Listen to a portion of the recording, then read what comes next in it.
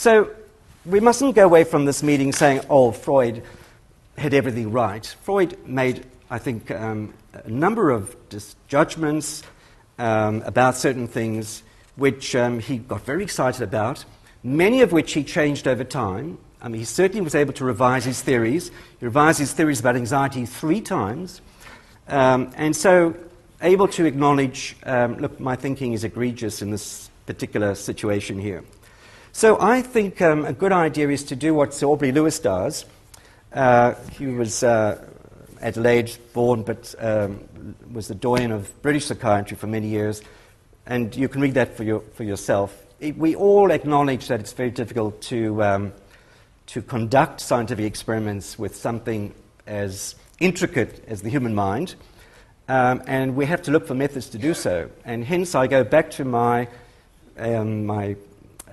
emphasis on the neuroscience, the neuropsychoanalysis bridge, because I think that may get us somewhere. Just in passing, some people have suggested, why bother? Why get so upset about whether it's a science or not? Surely that's not a key question. And certainly for myself, working in the field of therapy, it's not a key question, really. And what's much more relevant to me is, if you like, Freudian theory as a grammar of the mind. So we could turn here to hermeneutics, trying to understand or find meaning in symptoms, in behaviors, and so on, and not bother to explain everything, because ultimately it's my belief that explaining all those intricacies of our minds and behaviors will prove impossible. Now, finally, gosh, I'm doing very well on time, extraordinary. So I usually do gabble on quite a bit. I turn to treatment. Now, oftentimes, no,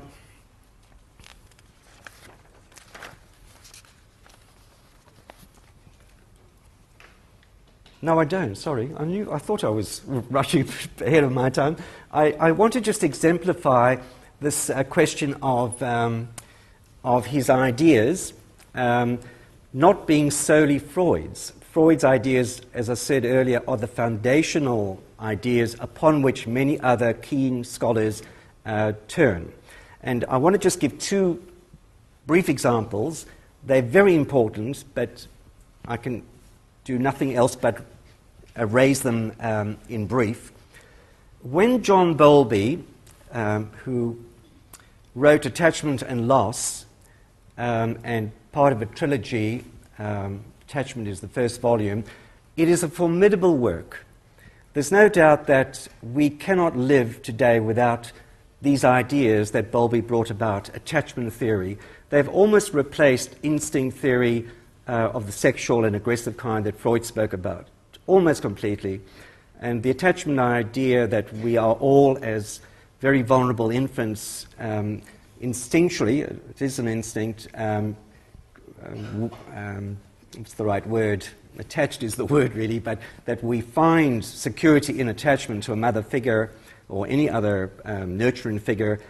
The work that Bowlby has done in that area is supremely important, both theoretically and practically. This is one of my favorites to show a mother-infant relationship. And what Mary Ainsworth has done, together with Bowlby, Mary Ainsworth being one of his colleagues, was to actually experiment with these attachment behavioral patterns. So a rather cruel experiment, if you like, that a mother and an infant are separated for 3 minutes. Mother simply walks out of the room. 3 minutes later, to the second, returns, and observations are made about the response of the infant in the absence of the mother, and then how the mother deals with the distressed babe. And what Bowlby and Ainsworth found, very systematically, that there were examples of secure attachment. The mother could easily soothe the baby, bring the baby back to a situation of comfort and ease, or fail to do so. And in failing to do so, it was possible to fail in a variety of ways. So insecure attachments can be divided up into different subcategories. This is very interesting work and very important work, because most of the problems that we see in psychiatry, or many of the problems, stem back from these early difficult relationships between mothers and their infants. I'm not saying all by any means, but many of the severe personality problems that we see appear to derive from this point. The other example I want to give is Anna Freud and George Valence. Anna Freud, as I mentioned, Freud's youngest child, and who was a teacher, kindergarten teacher, and that, of course, got her interested in the mind of young children, and eventually she became analysed by, who do you think analysed Anna Freud? The father. Not a very good situation, but in those days anything went. Today there are more rigid rules about who does what. It would be unheard of for somebody to analyse their own family member.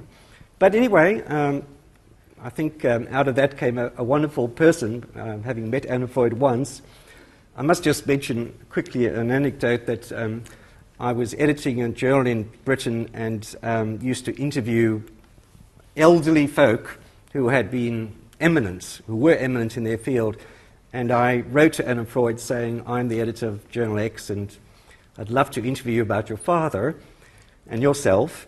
And she wrote back saying, look, after all the ghastly media attention to my father, there'd been some scurrilous Sunday Times, real news of the world stuff, but in the Sunday Times, which is meant to be an esteemed paper, I think this would not be a good idea. I wrote back saying, well, look, hang on, I'm not a journalist of the Sunday Times. I'm a very respectable psychiatrist and full of integrity. You can rely on me. And she wrote back, saying, well, under these circumstances, that would be a pleasure. I thought that was wonderful.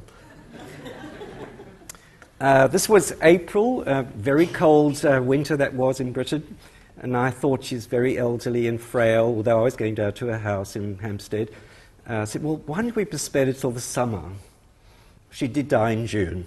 So there you go. Fate intervened. So I could have told you tonight about how I interviewed Anna Freud, and this is what she told me. But anyway, one of her major contributions, among many, many, like her father, was looking at the way in which the ego, the executive personality, takes some measure of responsibility at an unconscious level to ward off threats or uneasy or uncomfortable feelings. And so, as you may all know, we would not be sitting here tonight reasonably comfortably unless we were able to resort to defense mechanisms. They happen without our knowledge until somebody points them out. You know, you are in denial, or you're not, about this exam coming up in a week's time. That's for the benefit of the students. Or I'm wondering, you had this breast lump, you say 3 months ago, and so what? So yeah, I did feel this lump, but you know, I just thought it was another. I've had lumpiness in the past, and 3 months later, of course, the tumour is spread and all the rest of it, and denial has been at it again to ward off the fear of death and all the rest of it. But anyway, Freud, this is to again make the point that Freud had first mentioned a defense mechanism 40 years before, in 1894, thereabouts, when he spoke about repression, to repress things unconsciously, put it out of one's mind. And she took up this and wrote more about it. And as you can see, the quote, she didn't finish the job at all, but she certainly, her book is a classic, and we have about 10 or 11 defense mechanisms very nicely described with clinical examples and the like. But, but thereafter comes other colleagues, other analysts like George Valence, who I have the pleasure of working with at the moment when he visits Melbourne every year from Harvard. And he, over many years now, following up Harvard men for 70 years. Now, George is not 90 or 95. He inherited the sample of men who were followed up to their deaths, the longest follow-up of men ever conducted. But part of that research was to see what sort of men adapted well to their lives and what sort of men didn't. And one aspect of adaptation was the question of coping and defense mechanisms. And George had the brilliance, really, of taking Freud, Anna Freud, and other people's ideas on board and working out, as you can see there, how to take this question further of mapping out the defense mechanisms. So what we get in his work is a more methodical map, also measurable. One can actually measure through questionnaires and observation what sort of defense mechanisms people use. So if I gave you a questionnaire by Michael Bond and you filled it out, I could actually I could look at the answers and tell you, well, the main defense mechanisms you use are the following, whatever. So what I'm obviously suggesting here in the legacy is that we have this continuity of creative enterprise. This is just my summary of Valence' hierarchy of adaptive ego mechanisms, and I've more or less said this. If you're interested in reading about it, there's a reference there. Now, finally, and here I'm still on time, John, so you're all right? John's fine. I'm amazed that I'm keeping to time. Treatment. This is the thing that I'm mostly wedded to because for about 35 years I've been treating lots and lots of people using psychoanalytic methods, and I've trained hundreds of people as well, and it's been really a very central part of my life. And now, I've never slept, actually. Sometimes I've got thoroughly bored with A patients, so here I am burying my soul. As you can see, yes, I've got a little comment here to myself, perchance to dream and then offer an interpretation. But whose dream should we... That's my caption for this. Well, as you know, if you read The New Yorker, every other issue has a cartoon about Freudian analysis. And it's not surprising because probably per square meter, there are more patients who have been analysed in Manhattan than the rest of the world combined. With the new economic crisis, I think that's all going to change because it's a very expensive process. Now, you can modernize it, little technology, at least the breaks between the patients get shorter. This is a lovely caption. It's all about jargon, because this is the other thing that psychoanalysis gets vilified about. You people talk mumbo-jumbo, I don't know what the hell you're on about. So if you can you read this? It says, okay, what part of malignant regression and pathogenic reintrojection as a defense against psychic decompensation don't you understand? Very simple. Yes, psychoanalysts are apt to use language of this kind, and it's not a good thing. Just a final cartoon. You can even go beyond that other contraption and have this circulating thing, and do therapy very, very quickly. This is not such a joke because there are psychoanalytic folk, and Jacques Lacan is the most, I call it notorious, but that's my prejudice, example of this, where he says that a session may last 5 minutes, and the patient may say, well, I think that's it for today, or the therapist might say, that's it for today.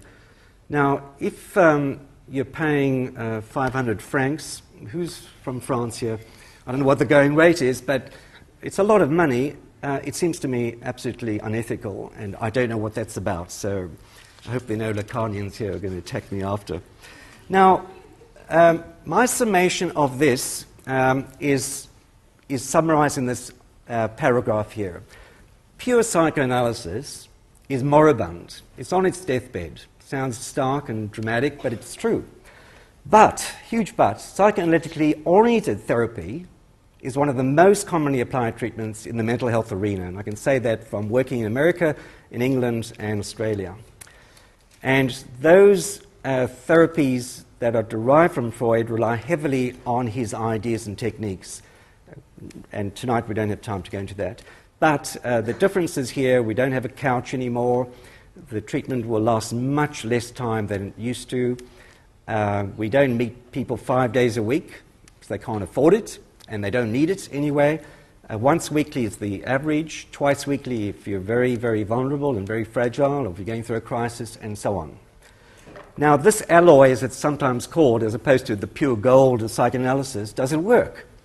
And the brief answer, as I've said here, is yes, but we still have more to learn about the effectiveness, particularly for what sort of people, under what sort of circumstances.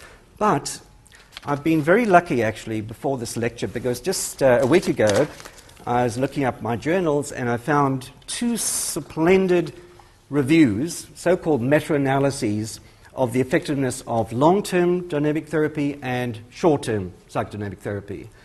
And in essence, a pair of German workers have looked with extraordinary Germanic meticulousness and obsessionality at all the trials that have been conducted in recent years that fulfill certain requirements. In other words, the criteria for considering the actual